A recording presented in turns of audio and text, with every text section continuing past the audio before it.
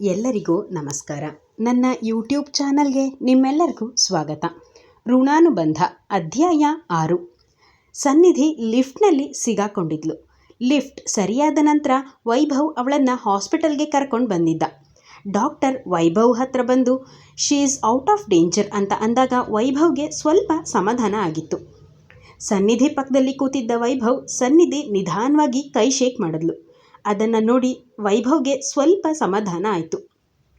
ಸನ್ನಿಧಿ ಅಂತ ವೈಭವ್ ಕರೆದ. ಸನ್ನಿಧಿ ನಿಧಾನವಾಗಿ ಕಣ್ಣು ಓಪನ್ ಮಾಡಿದ್ಲು. ಆಗ ವೈಭವ್ ಅವಳ ಮುಂದೆ ನಿಂತು ಅವಳ ಕೈ ಹಿಡ್ಕೊಂಡಿದ್ದ. ಸನ್ನಿಧಿಗೆ ಒಂಥರ ಸೆಕ್ಯೂರ್ ಫೀಲ್ ಆಗ್ತಾ ಇತ್ತು. ಸರ್, ನಾನು ಎಲ್ಲಿದ್ದೀನಿ ಅಂತ ಕೇಳಿದ್ಲು. ಅದಕ್ಕೆ ವೈಭವ್ ಹಾಸ್ಪಿಟಲ್ನಲ್ಲಿ ಹೇಳ್ದ. ಲಿಫ್ಟ್ ಅಂತ ಹೇಳಿ ಒಂದು ಸಾರಿ ಗಾಬರಿ ಆದ್ಲು. ತಕ್ಷಣವೇ ವೈಭವ್ ಅವನ ಹಿಡಿತ ಬಿಗಿ ಮಾಡಿ, ಅಲ್ಲಿಂದ ನಿನ್ನ ಕರ್ಕೊಂಡು ಬಂದು ತುಂಬ ಹೊತ್ತಾಯಿತು ಸನ್ನಿಧಿ, ನಿಮಗೇನೂ ಆಗಿಲ್ಲ, ಡೋಂಟ್ ವರಿ ಅಂತ ಅವಳನ್ನು ಸಮಾಧಾನ ಮಾಡ್ದ. ನಿಮ್ಮ ಮನೆಯವರ ಫೋನ್ ನಂಬರ್ ಕೊಡಿ, ಕಾಲ್ ಮಾಡ್ತೀನಿ ಹೇಳ್ದ ವೈಭವ್. ಸನ್ನಿಧಿ ಮುಖ ಡಲ್ ಆಯಿತು. ಇಲ್ಲ ಸರ್, ಪರವಾಗಿಲ್ಲ, ನಾನೇ ಕ್ಯಾಬ್ ಬುಕ್ ಮಾಡ್ಕೊಂಡು ಹೋಗ್ತೀನಿ ಅಂತ ಅಂದ್ಲು.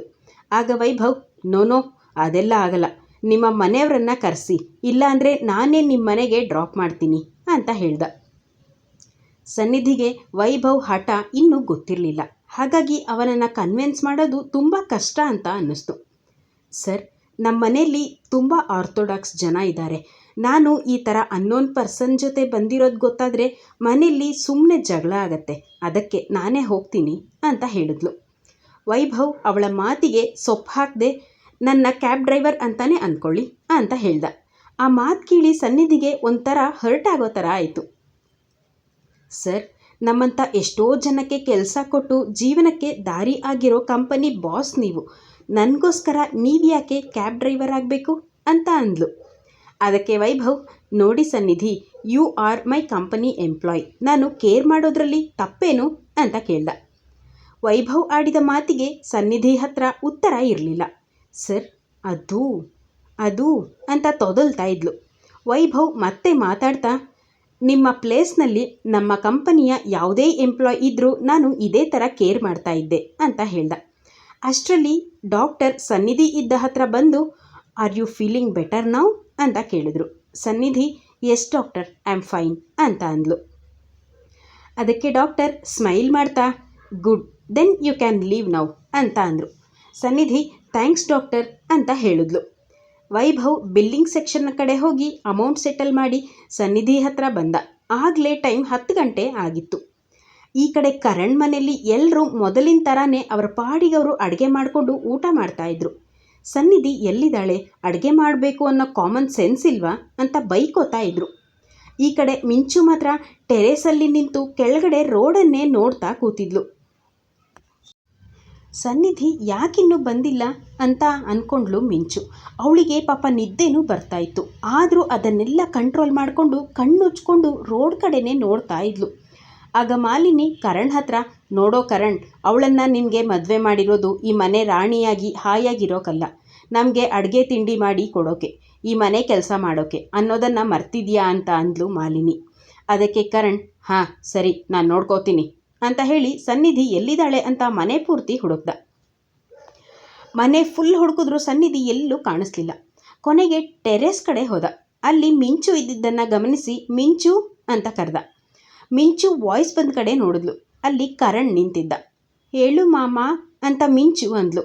ಸನ್ನಿಧಿ ಎಲ್ಲಿ ಕೇಳ್ದ.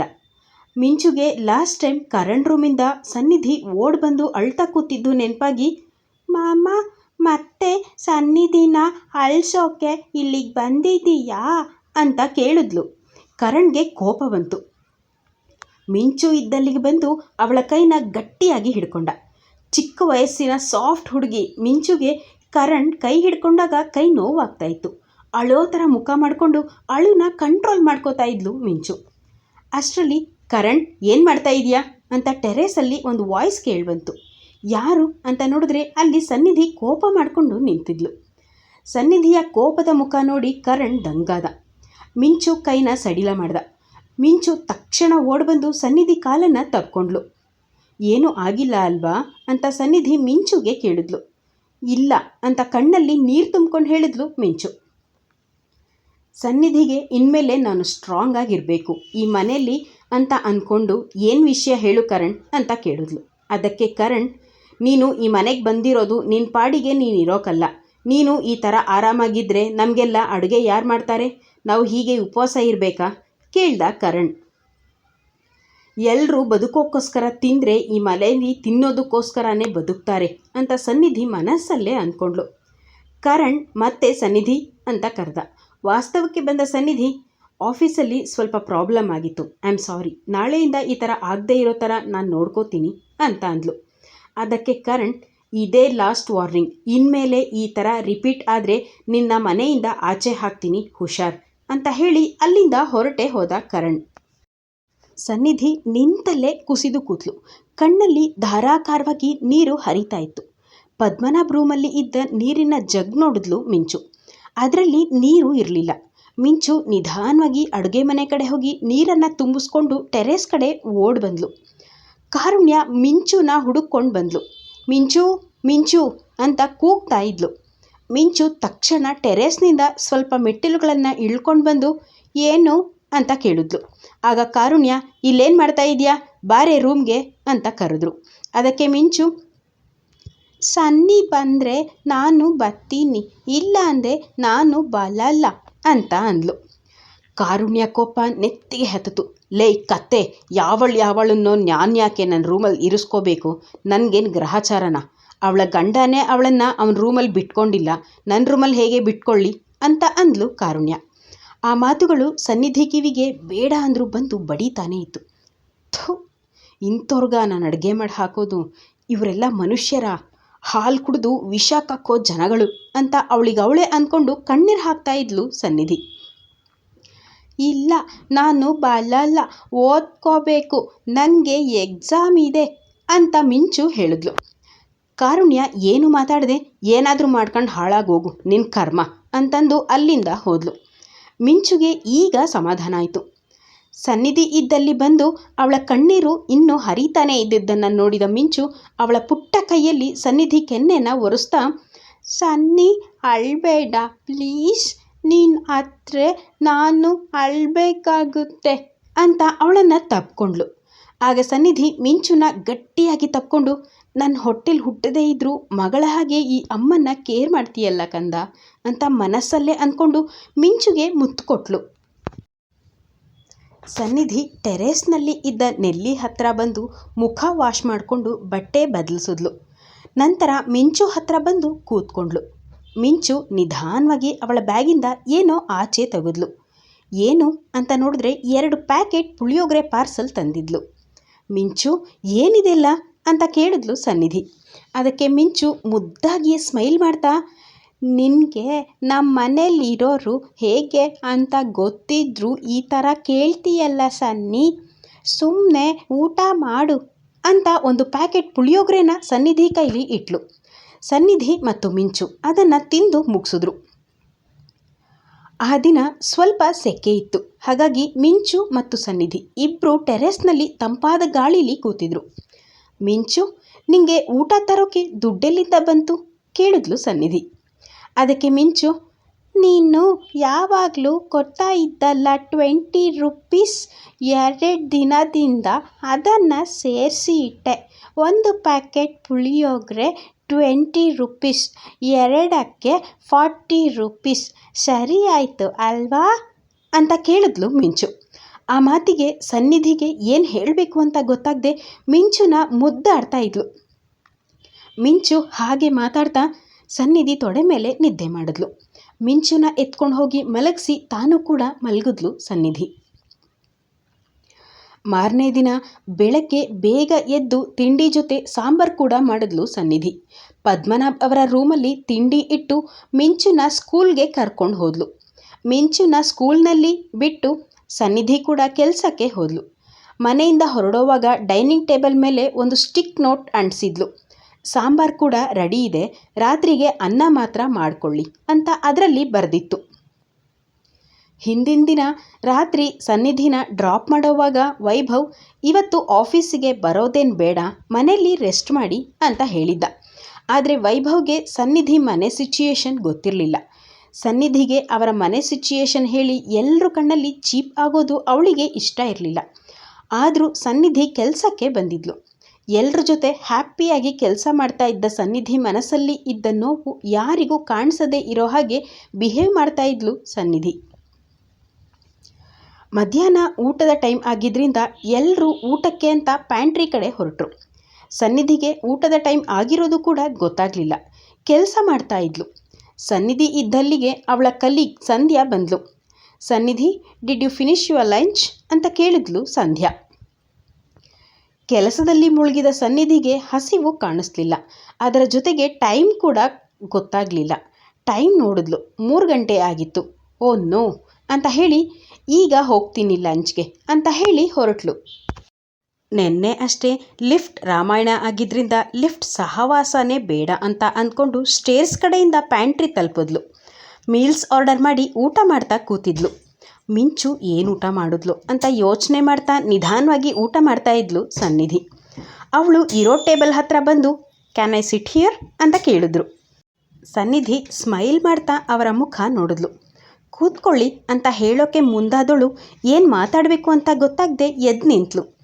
ಕೂತ್ಕೊಳ್ರಿ ಸನ್ನಿಧಿ, ಊಟನ ಅರ್ಧಕ್ಕೆ ಬಿಡಬಾರ್ದು ಅಂತ ಅಂದು ಅವಳ ಎದುರಿಗಿದ್ದ ಚೇರ್ನಲ್ಲಿ ಕೂತ್ಕೊಂಡ್ರು. ಅವಳ ಎದುರುಗಡೆ ಇದ್ದಿದ್ದು ಬೇರೆ ಯಾರೂ ಅಲ್ಲ, the great CEO Vaibhav Deshpande ಆಗಿದ್ದ. ಸನ್ನಿಧಿಗೆ ಹೇಗೆ ರಿಯಾಕ್ಟ್ ಮಾಡಬೇಕು ಅಂತಾನೆ ಗೊತ್ತಾಗಲಿಲ್ಲ. ಹೊಟ್ಟೆ ಹಸಿತಾ ಇದ್ರು, ಕಷ್ಟಪಟ್ಟು ಊಟ ಮಾಡ್ತಾ ಇದ್ಲು. ವೈಭವ್ ಅದನ್ನು ಗಮನಿಸಿ, ಯಾಕ್ರಿ ಸನ್ನಿಧಿ, ಊಟ ಚೆನ್ನಾಗಿಲ್ವಾ ಕೇಳ್ದ. ಹಾಗೇನಿಲ್ಲ ಸರ್ ಅಂತ ಅಂದ್ಲು. ಅಲ್ಲ ರೀ, ನಾನೇನು ಹುಲಿನ ಸಿಂಹನ ಹೆದರೋಕೆ? ನಾನು ಕೂಡ ನಿಮ್ಮ ಥರನೇ ಮನುಷ್ಯ ರೀ. ಸ್ವಲ್ಪ ಸ್ಟ್ರಿಕ್ಟಾಗಿರಲಿಲ್ಲ ಅಂದರೆ ಆಫೀಸ್ ಕೆಲಸ ಕಂಪ್ಲೀಟ್ ಆಗಲ್ಲ ಅಂತ ಆಫೀಸ್ ಅವರ್ಸಲ್ಲಿ ಆ ಥರ ಇರ್ತೀನಿ ಅಷ್ಟೇ ಅಂತ ಅಂದ. ಸನ್ನಿಧಿಯ ಮನಸ್ಸಲ್ಲಿ ಇದ್ದ ಪ್ರಶ್ನೆಗೂ ವೈಭವ್ ಕೊಟ್ಟ ಉತ್ತರಕ್ಕೂ 100% ಮ್ಯಾಚ್ ಆಗ್ತಾ ಇತ್ತು. ಸನ್ನಿಧಿ ಊಟ ಮಾಡ್ತಾ ಇದ್ಲು. ವೈಭವ್ ಮಾತು ಕಂಟಿನ್ಯೂ ಮಾಡ್ದ.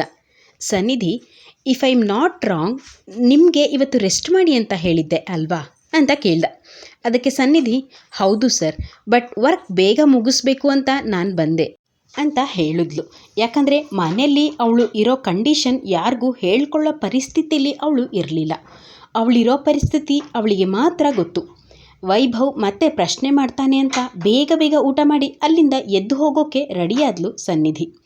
ವೈಭವ್ದು ಆಗಿನ್ನೂ ಊಟ ಬಂದಿತ್ತು. ಸರ್, ಕ್ಯಾನ್ ಐ ಲೀವ್ ಅಂತ ಕೇಳಿದ್ಲು ಸನ್ನಿಧಿ. ಅದಕ್ಕೆ ವೈಭವ್, ಕೂತ್ಕೊಳ್ರಿ ಪರವಾಗಿಲ್ಲ, ನನಗೆ ಕಂಪ್ನಿ ಕೊಡಿ ಅಂತ ಅಂದ.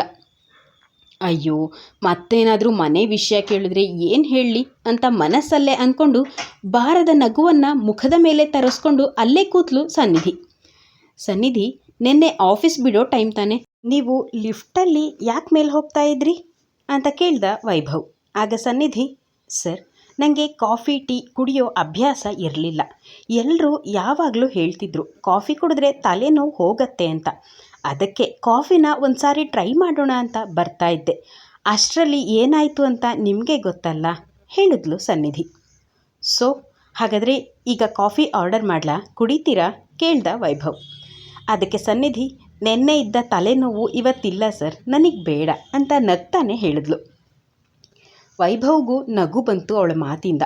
ಆದರೂ ತೋರಿಸ್ಕೊಳ್ದೆ ಊಟ ಮಾಡಿ ಮುಗಿಸ್ದ. ಬನ್ನಿ ಅಂತಂದ.